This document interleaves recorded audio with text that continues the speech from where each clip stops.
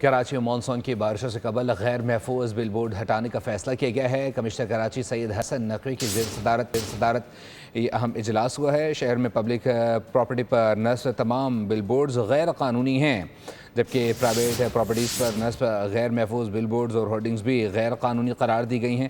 مزید افصالات جانیں گے محمد کاشان سے۔ کاشان بتائیے گا۔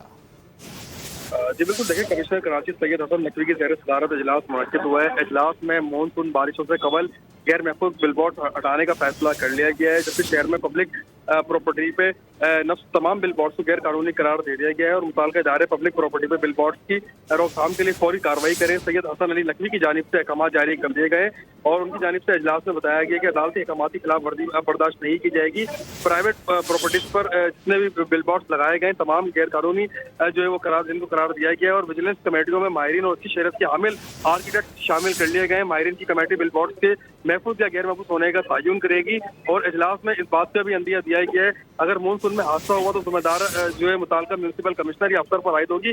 غفلت برتنے والے افسران کے خلاف نہ صرف کارروائی ہوگی بلکہ مقدمہ بھی درج کیا جائے گا۔ جی بہت شکریہ اپڈیٹ کرنے کے لیے۔ سبسکرائب کریں اور بیل دبائیں تاکہ کوئی خبر رہ نہ جائے۔